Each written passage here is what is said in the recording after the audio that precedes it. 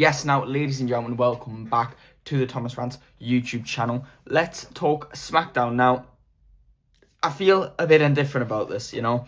Certain points you'll see me sing WWE's praises. Certain points you might feel like I might be going in a bit. And I think everybody knows what I'm talking about. But let's not start off negatively. In fact, let's start off positively, right? Because we'll start off the show, the biggest story going in WWE right now, besides Roman and Punk, and besides Orban and Brock, and probably maybe even bigger. Depends who you are.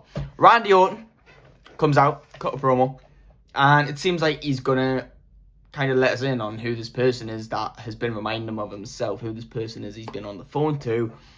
And that's when Matt Cardona's music hits, and Matt Cardona comes out, cast on his left arm that Randy damaged the week before, and he has a microphone in his hand, and he doesn't even waste any time. He just straight clocks Randy with it. Security and everyone get between them because we're not about to have Randy about to kill someone again. And that is when, backstage, Randy Orton kicking off, goes to Nicholls, demands a match with Matt Cardona, and gets given it. And that is going to be our main event of the show. And okay, I said positively, but I'm about to not be positive here, because while I'm happy they're using Matt Cardona in a main story feud involving Cody and Randy, two legends, right, where Matt Cardona should be with how long he's been in the wrestling business, how he left the company, and like Cody, like Drew, reinvented himself, yeah? So to be in a match with Randy in the main event of SmackDown is great. The way the match went made Matt Cardona look shit. And, like, yeah, he looked good at certain points, you know, because he's in a main event with Randy Orton. So you don't get much better than that on SmackDown. But the fact of just getting beaten up, and he hit his finisher out of nowhere, and the crowd didn't react, and Randy kicked out quite easily, it's just killing him. You know, it's killing him. And I don't blame the crowd for not reacting, because I bet you a lot of those people are new fans, and WWE have brought him back and presented him as another Apollo Crews, you know. So yeah, that wasn't fun. And then Randy did beat him in probably under 10 minutes. But it is what it is. You know, Randy's over as a heel. And they need to kind of present him as dangerous as they could possibly do. And this is when, you know, after he's destroyed Matt Cardona, and now he looks tough, and he could potentially start doing some damage again, Cody Rhodes comes back. Cody's bus pulls in, and Cody's music hits. Out comes Cody, straight just scrapping Randy Orton. Doesn't waste any time with words. And the whole reason he managed to get his way to the ring was because when Nick and everyone was trying to stop him, he's like, look, I'm going to talk to him. And they just started straight scrapping. And they were scrapping for ages. This was like Brock Lesnar versus The Undertaker. Everyone was pulling them apart. They kept breaking up all the crowds. This is like, you know, when you talk about wrestling tropes, this is my wrestling trope, is having, you know, you have 30-odd people holding them back, but they still just manage to walk their way out of that crowd and jump onto each other. But it is what it is. And I'll be honest, when you're trying to make Randy look tough, and then, you know, you got 30-odd people holding each other back, and Cody's just beating the living shit out of them. I get Cody's trying to be the hero here, and you know, you've got a hero arc, but that did not make Randy look tough, I'll be real. But it is what it is. They've got to build to the match. And you know what? At this point, I'm starting to think Randy Orton and Cody Rhodes might be the actual main event of WrestleMania. Because when they went through all the WrestleMania matches, they presented it as if Randy and Cody was the main event. You know, they put Roman and Punk before Randy and Cody. So, just saying. And a little interesting dynamic to add to this, Jelly Roll came out when these two were scrapping, and was, you know, spoke to both of them like, this is your best friend, what are you doing? Went over to Cody, this is your best friend, what are you doing? And that's when Randy eventually hit the RKO on Jelly Roll, which we all kind of saw coming at some point. I thought he might take it a step further, might hit him with a punt kick. I thought he was going to punt kick Matt Cardona.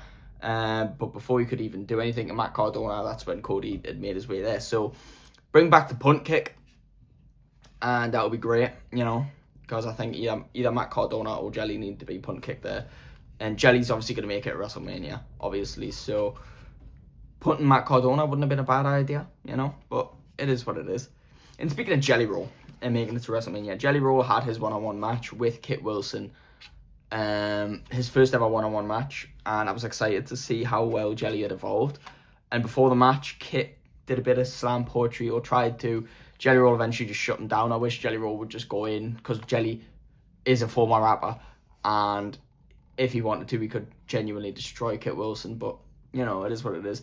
And they got into the match, and do you know what? Fair play to Jelly. He's getting better. He's not there yet, you know, he's not at the level of Logan Paul or any other wrestler on the roster, but remember what I said, Jelly gets this business. He knows how to cut promo, and he knows how to sell.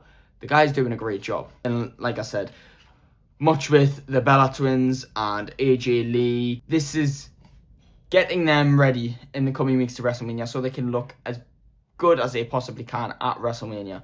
And he actually beat Kit Wilson. Jelly won with a choke slam, not the Black Rose slam, but the choke slam.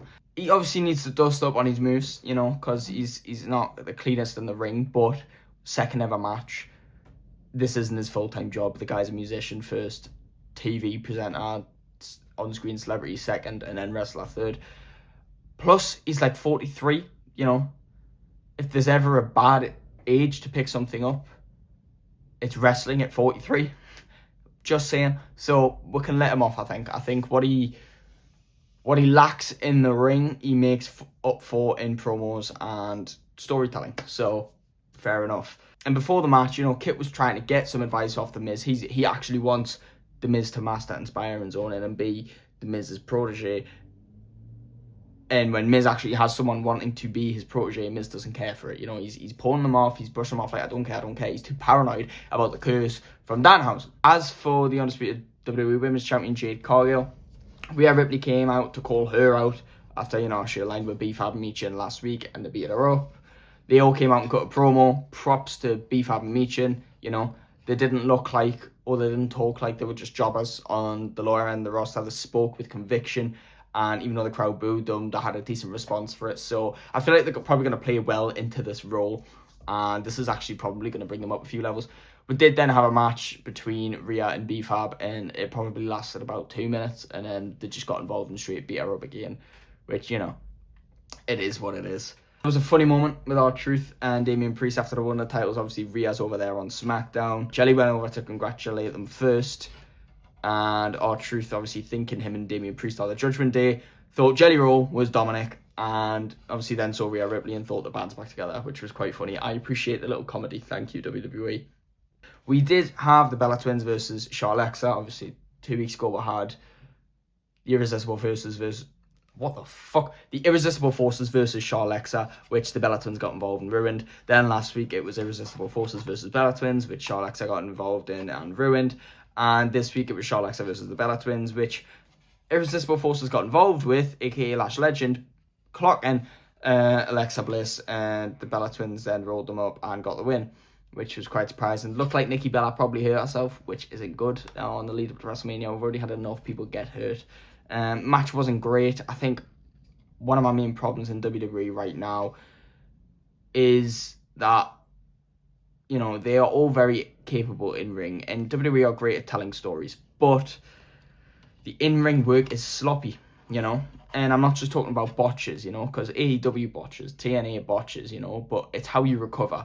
It's how you keep the momentum going in the wrestling match. And I think that's what WWE suffers with the most, is that certain spots are they're just too sloppy, you know, that things are too slow, they're too soft, they're too clunky. Like, moves need to be clean, they need to look devastating, and at the same time look cool. And I feel like we don't get both, and sometimes we're getting neither, you know, especially with the Bella Twins, who are ring rusty, and Charlotte and Alexa, who aren't necessarily in their primes anymore, if you ask me. It just, I don't know, things aren't hitting in ring-wise, you know. I feel like that standard needs to be leveled up, because it ain't what it should be right now. After the match, there was a big scrap, and Lyra and Bayley came out to help, and they ran the Irresistible Forces out the ring.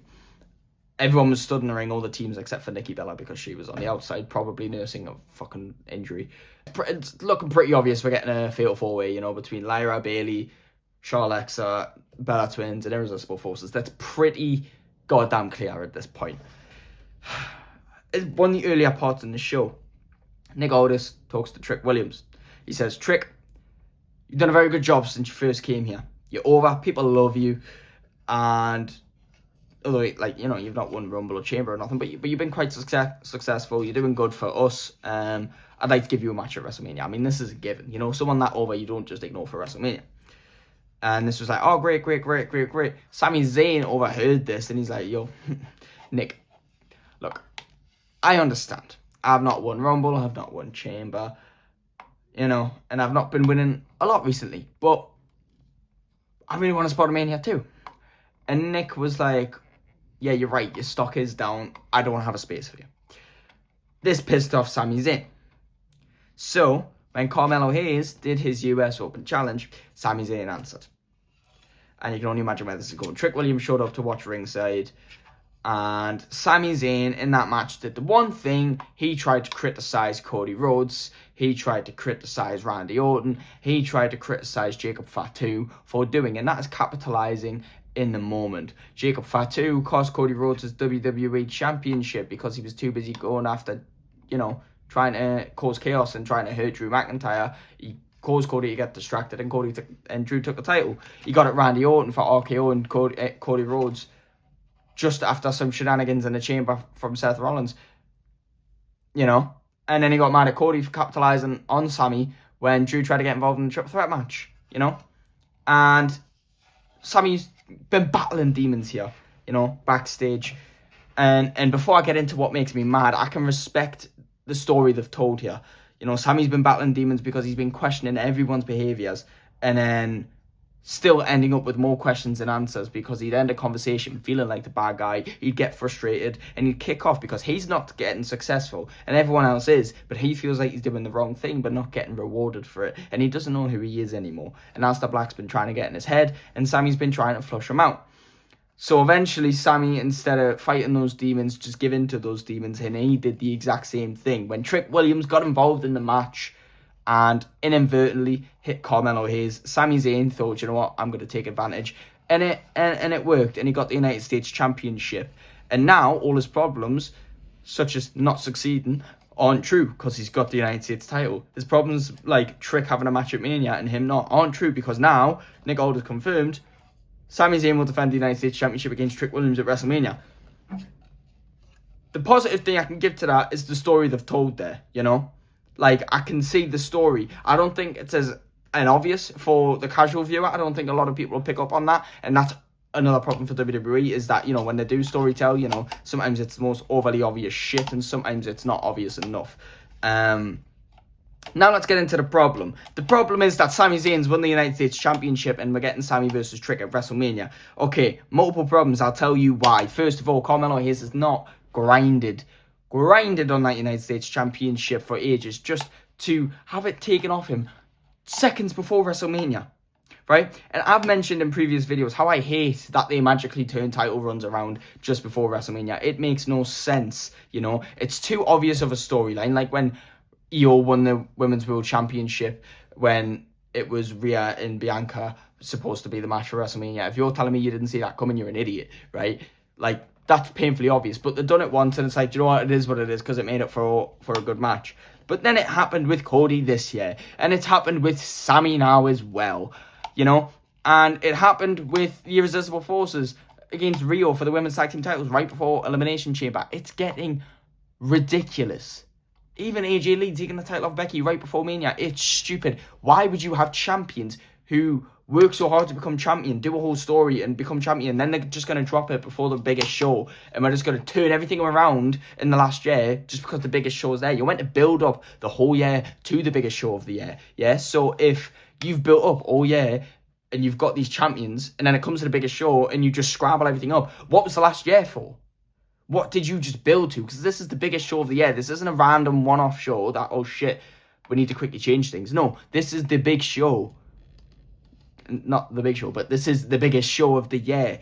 So why the champions that you've been putting titles on for the last few months aren't actually going to get the payoff at WrestleMania? It's fucking stupid. Now, reason number 2. Sami Zayn and Trick Williams is not the match, right? And I'll tell you why. Sami Zayn and Aleister Black is the match, and it's not for the United States title because Aleister Black has been trying to get in Sami Zayn's head, you know? Sami should be fighting Aleister at WrestleMania. Their story makes more sense there. Trick and Sami does not need to be dragged out this long. Trick spoke to Sami on his first day here and then had a match with Ray Phoenix. It should have been Sammy, who was his debut match. And Sammy and Alistair, don't get me wrong, are going to have more chemistry than Sammy and Trick. Trick is incredible in the ring, but Alistair and Sammy, I feel like, would tell a way better story.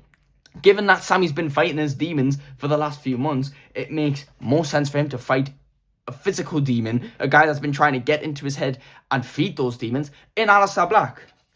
And another reason is that Trick Williams in Carmelo Hayes is better than Trick Williams and Sami Zayn. And let me guess, you're telling me you're going to go to WrestleMania and have Sami Zayn retain the United States Championship against a very obviously popular, way more over than Sami Zayn right now, Trick Williams. No, Trick Williams is winning that United States title at WrestleMania. So Sami Zayn's going to win the United States title 3 weeks before Mania and then drop it in 3 weeks at Mania. So Trick's going to win it. So what would be the harm in having Carmelo versus Trick? Given there's more history between Carmelo Hayes and Trick Williams than there is between Trick Williams and Sami Zayn. And they have proven good match chemistry over in NXT. And you know they can deliver on a big stage. And it would be way better because then you've got two more people involved in WrestleMania. Carmelo Hayes and Aleister Black. Now that Trick and Sami are having a match, tell me, what are Carmelo Hayes and Aleister Black going to do at Mania? Absolutely fucking nothing. They're not going to do nothing at WrestleMania. They might be in the Andre Giant Memorial Battle Royal. Oh, wait, no. You're getting rid of that. So what are they going to do? You've wasted your talent. So far, we are 3 weeks out of WrestleMania and we have 8 matches confirmed. Bearing in mind, it's a 2-night event.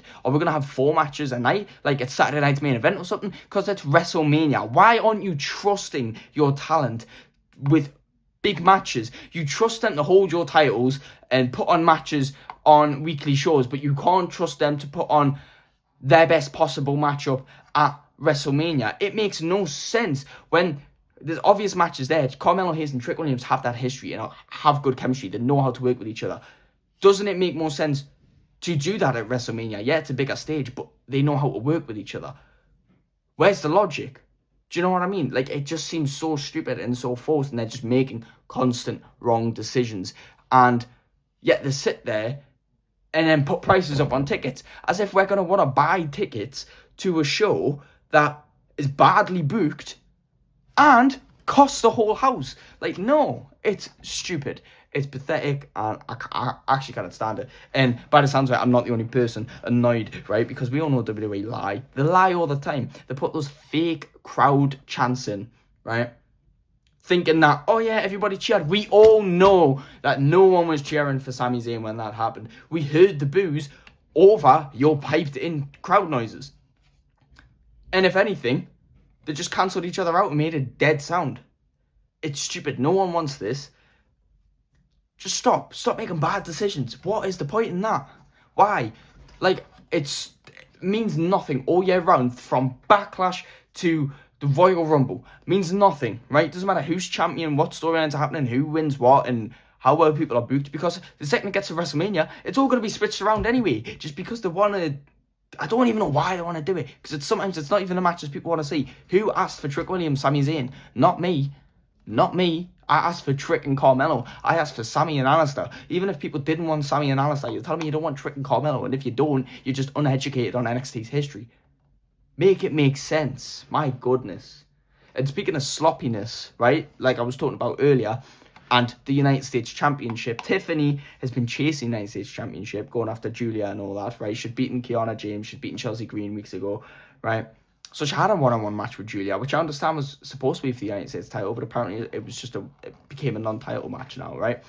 And I was questioning, like, what is the reasoning for this? Because surely this was the match at Mania, was Julia and Tiffany. But now they just ran it on SmackDown, and I thought, okay, maybe there'll be some shenanigans, you know, Kiana will help beat her up, or Chelsea will reveal she's not injured and beat her up, and then we'll run it back at Mania. But no, it was just a one-on-one match, and Chelsea was there ringside, and she tried to recruit Tiffany before the match, because, you know, Tiffany's been having these run-ins with Chelsea and been sending her away on her wheelchair and all sorts of stuff. And she was there at ringside, but they didn't cause any distraction. There was a pretty as moonsault countered by Julia, who put the knees up, and it was just an ugly finish. Okay, let's just be honest. Putting the knees up, and the way she landed was ugly, and then the way Julia rolled her up, but it didn't even look like a fucking roll-up. It was all sloppy and shit, and Julia pinned Tiffany Stratton in about 5 minutes. It's pissing me off because it doesn't make any sense. Why? Like, what is the play now, Mania? Are Is Chelsea Green going to magically turn around next week without a foot injury and take the title off of Julia, and we're going to run Chelsea Green, Tiffany Stratton? Or is Chelsea Green going to turn out to not be injured? We're going to do a triple threat match, Tiffany, Chelsea, Julia. Or are we just going to do nothing? Or none of them going to end up on the WrestleMania card, and we're just going to be stuck with 8 matches. There's no direction. No direction. And it's pissing me off. That pissed me off. Backstage segments, right? Solo last week got accused of sounding like Roman. By the way, he kicked off with the MFTs for losing the tag team titles. Well, this week, he apologized to them all, right? He said, look, I get it, I'm sorry, but we need to focus on ending this thing with the Wyatt 6. And we need to, get back these tag team titles. But I apologize. Do you know who wouldn't apologize? Roman. That's what he said. So he's calmed himself down just to get the allegations of being like Roman Reigns off his back. I love how he's still living rent free in his head, as if Tama Tonga, Tonga Loa, Tala Tonga, OJC Mateo, or whatever under Roman's rule, because they weren't. But it is what it is. And then Carmelo actually showed face to Tama Tonga, and this was before Carmelo got robbed of all his hard work. He showed face to Tama Tonga and he says, are you actually ever going to challenge for the United States title? Because that's another thing they've not paid off, and I'm pissed off with them about it. Tama Tonga was eyeing up that United States title for so long, and Shinsuke's been trying to, understand him and be like, are you ever actually going to go solo? Are you ever going to do something about this? And he's never challenged for that United States title. He was facing off with Ilya over it, and then Ilya lost it to Carmelo. He was facing off with Carmelo over it, and now Carmelo's lost it to Sammy. So is Tama ever going to challenge for that title? God fucking knows. And yes, Shinsuke showed his face and tried to talk Tama into it as well. And that's when Tala came along and kind of, faced off with Shin, and Tama walked away. And you might think that Tala's doing the same thing as Solo and just kind of trying to get Shinsuke to stay away. Wrong. I think this is the better idea. Tala Tonga, who was also in Japan, just like Tama Tonga. Shinsuke is obviously going to be aware that Shinsuke has that connection with Tama Tonga because Tama Tonga was in Japan. So he might have the same with Tala Tonga, and he might try and convince Tala Tonga to go his own way. And maybe this whole Solo going insane with this lantern and sounding a bit like Roman is leading to a split in the MFT, and maybe Tama Tonga, Tala Tonga, Tonga Loa, Solo Squad are all going to go their own ways. God knows what JC Matteo's going to do, because I don't even know if he is one of the Anoa'i family. To be honest, he might be, but I heard he wasn't, Tama's definitely going to go solo, and if Tama had to go solo, what the fuck's Tonga going to do? Because Tonga ain't over as shit. Tonga, I don't even know if it has ever won a singles match, so God knows what he's going to do. Might get swept under the rug like everyone else. And then, after last week's shenanigans, a crazy fight between Drew and Jacob, we learned, both men were in the building, and we learned that they weren't going to stop fighting, and Jacob Fatu would never stop fighting them. And he got at Drew McIntyre saying, why are you trying to kill me? You're trying to kill me. You're trying to keep me out of action. That stopped me from getting paid. That's taking food out my kids' mouths. Out came Drew, said, screw your kids. Both men wanted to fight, didn't have it physically in them. Nick Aldis just got in between them and said, look, you just want to scrap like this? You just want to kill each other? Well, you're going to do it at WrestleMania, and you're going to do it in an unsanctioned match. Mic drop. There we go. We got the payoff. That's not even the payoff. Do you know why? Do you know why? Because Drew McIntyre, Jacob Fatu is not the WrestleMania match I wanted. And yes, it's not all about me. WWE don't even know who the fuck I am. But I can imagine there's a lot of fans out there who saw the story brewing between Drew and Nick Aldis and probably hoped this was going to end up between Drew and Nick Aldis. Given that Drew and Jacob have been feuding for way too long now. Way too long. All for, yes, I say all for a WrestleMania match, but, it's dry now. No one cares. They just fight every week. They hate each other. Okay. Just a refresher. Drew won the title, the WWE title, in November. That is when Jacob came back to continue feuding with Drew. So that's already been 4 months, right? Bearing in mind, he'd been gone for about a month because he got taken out by Drew, supposedly, which they never even confirmed or denied, but they're probably not going to go back to it and just ignore it like everything else. And they'd already been feuding for quite a few weeks, probably even months at that point as well. So, we're talking 6 months plus here, right? And, it was so obvious it was going this way. We kind of hoped Drew was going to take out all his frustrations of not having a good WWE title run, always getting screwed over, management never being on his side, always getting in trouble, always getting attacked by Jacob. We all thought he was going to take it out on Nick Aldis. And given that Nick Aldis has showed interest in getting back in the ring, Nick Aldis, obviously TNA legend, and legend outside of TNA and WWE and everything, right? Everyone was hoping that was the outcome. Jacob Fatu could have had plenty of other options, right? Jacob Fatu and Sami Zayn could have been a possibility, given that Sami Zayn was turning on all his friends, right? Even I'd put Jacob Fatu and Sami Zayn before Trick Williams. Do you know what I mean? It just seems so stupid. All the wrong decisions are being made in WWE right now, and it's pissing me off. And another thing, right? SmackDown's 3 hours, yeah? It's 3 hours, yeah? Right? Okay, tell me why, right? So when you watch it, because if you're in the UK, you know, we're not going to stay up till 1 o'clock in the morning every Monday night, Friday night, Tuesday night if you want to watch NXT. When, you know, we all work and go to school if you're younger, right? That's a big commitment. So we have to watch it the next day, and it depends how early in the day you watch it. So for example, on Saturday I go to work and I start at 7. So I'm pretty much watching SmackDown 2 hours after it's finished, right? And by then, none of the adverts, none of the commercial breaks, you know, the big, when they have the Titantron screens and it says we'll be back and it plays that annoying fucking music for 10 whole minutes, right? That I was experiencing that when I was on my way to work, right? And bear in mind, I only get to watch about the first half an hour between, you know, when I wake up and go to work, and then I have to wait till after work to watch the rest. Well, when I keep on watching it after work, right? And I was trying to get home, I was trying to watch it here, but for whatever reason, whenever I watch SmackDown or Raw, the fucking internet is awful, right? It's awful. These videos don't fucking work. So I left it till earlier on today. Oh, wait, no, was it earlier on today or was it yesterday?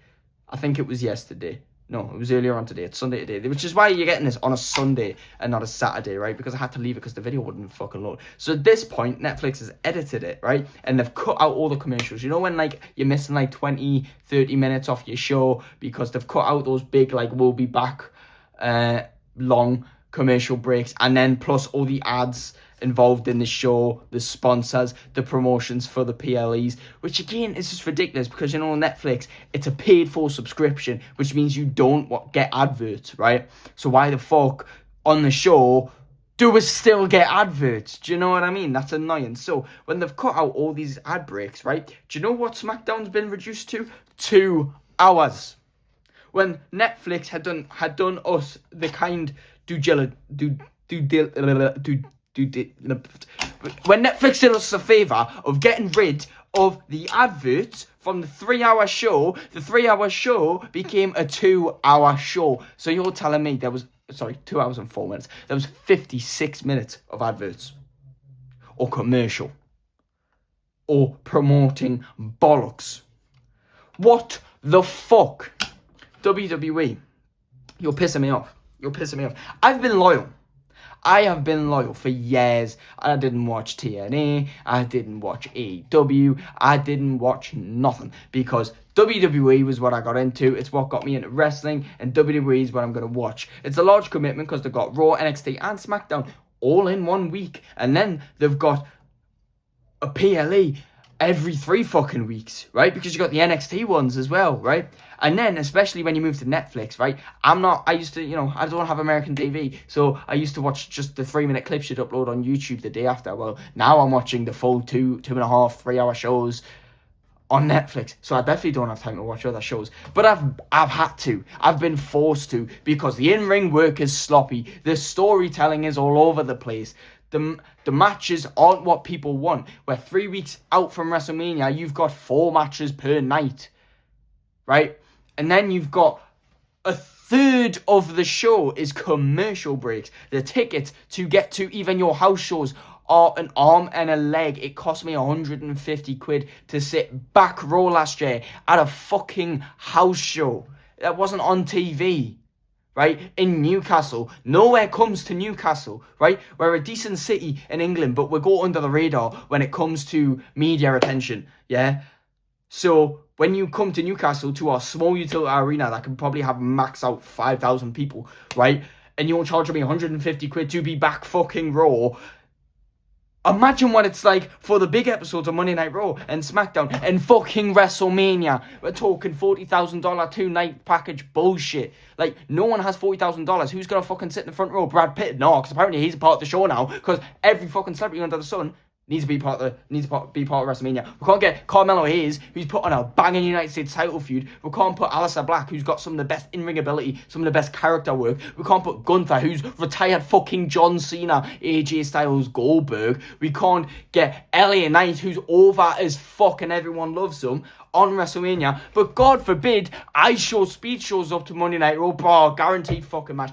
I love Jelly Roll. I'm a major Jelly Roll fan, and I think he gets the fucking business. But I think I'd rather have Gunther and LA Knight and Carmelo Hayes, who've worked their fucking arse off, be on WrestleMania than Jelly Roll. And I fucking love Jelly Roll. I've seen the guy live, right? I'd have these guys on WrestleMania before Logan Paul. Logan Paul's worked his arse off in WWE, but it just makes no sense. Everything's backwards. It's about fucking money and attention, and it's not working. When will they realise none of their fans are buying this shit? Like, they're not. Like, it's going to die down. There's a reason you haven't sold out WrestleMania and you're putting everything on reduced discount and you're doing special deals and special offers because no one's fucking buying it. Stop it. Nothing about the company is good. The product is not watchable and it's also not attainable. We can't get our hands on nothing. We can't watch nothing because adverts ruin the fuck out of it. And then when you watch it, you're bored as fuck because what the fuck's going on here? You're actually pissed off at the results because this is annoying. I was interested in this, now you fucking ruined it. And then, okay, maybe it might be better life. Oh, wait, no, I can't afford that because we're already in a cost of living crisis and WWE and TKO just like, yeah, do you know what? Do you know what? Everyone's wages are going like that. Everyone's food and bills are going like that. We're going to go like that. Fuck off. I have not watched AEW since 2020 and I've started watching AEW again because I'm desperate for something different to watch. And I thought, you know what? There's no way while I'm stuck with this bullshit am I going to be that guy who refused to turn on AEW because I have loyalty to WWE. And it's not even like that. I'm not a loyalty guy. I'm not, I hate AEW because I like WWE. That's fucking stupid. But I never had the time to watch it because I was too busy focusing on your shit. But now I've switched on AEW. Well done, WWE. Are you happy? You've made your competitors better. You're giving your competitors more viewers because people are sick of your fucking product. Fuck off. I wouldn't have had this rant today, but you took the title off of Carmelo Hayes and give us Sammy and Trick at Mania. Fuck off. I'm sick of it. It's bullshit. So, let's break it down. The matches for Mania, right? These are the matches for Mania, right? 2 main events, right? God knows which one's going to be the night 2 main event because night 1 is not the main event of WrestleMania. It's the night 1 main event, but it's not the main event of WrestleMania. Don't care what you fucking say, right? We've got Roman Punk, right? And if Punk wins, I'll be fucking raging. We've got Cody Randy slapped together last minute Randy heel turn, last minute Cody title run. The heel turn was good, the title win wasn't, right? But whatever.